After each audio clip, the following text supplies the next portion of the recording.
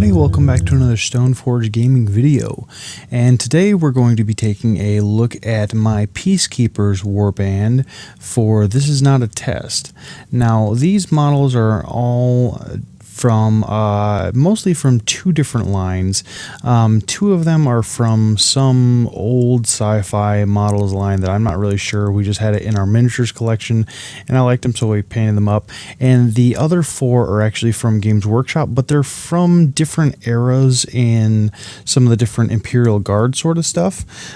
So this very first model that we're going to be taking a look at is from one of these old sci-fi models, and my overall idea and theme for these guys is they are kind of the remnants of the U.S. military after basically the bombs have dropped, and my overall idea is that they are kind of using pieces of gear and material to make up their armor and weapons that they're not necessarily even all from like one particular branch of the U.S. military. Like they might be Marines, Army, different things like that that have kind of survived, and they really just kind of have an overall sort of aesthetic that they're going for, which is pretty much the green and the tans.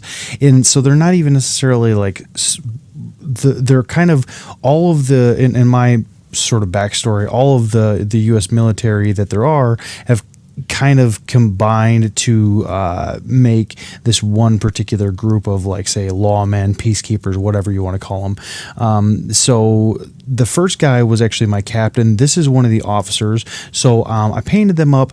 Most of them I did, I airbrushed all of these up, did a little bit of the zenithal highlighting, and just kind of sprayed some highlights from above. And then I kind of went through and I chose a lot of like the main tone, main colors that I went for was a green, kind of a semi-muted but somewhat bright green, and then highlighted that up. But I didn't go with the same tone of green for any one of the same particular models, so that even though they're all green, they kind of have that sort of ramshackle look to them, so that the group as a whole has that sort of cohesive look, but they kind of look like they're still kind of mixed up. They don't really have all the right gear, all the same issue stuff. So, and then what I did was I did the same sort of, I did pretty much 3 or 4 layers of highlights for every piece. So all of their tans, all of their highlights. For their metallics, I actually went with a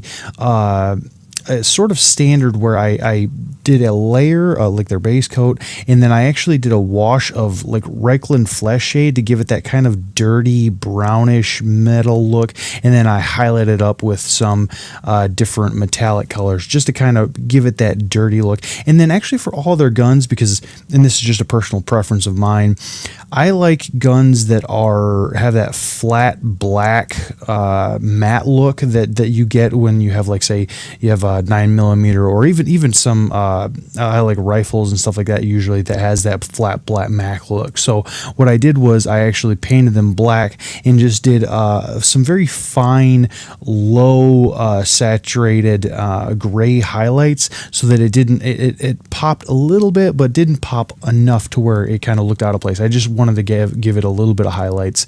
And then for their tans and everything like that, I just kind of layered those up. I went for a very soft highlight, trying to kind of blend those highlights a bit more. This guy is actually my warden. So this warband is actually a captain, the warden, and then 4 officers is my starting warband, and they have an assortment of assault rifles. The one guy has a blade and a gun, and then the other dude has a shotgun. So I kind of went with a more standard gear. I just went with what sort of gear these guys would actually be able to find and would be readily available in the sort of wasteland. I didn't go with anything crazy out of the gates like a rocket launcher or a minigun or anything like that.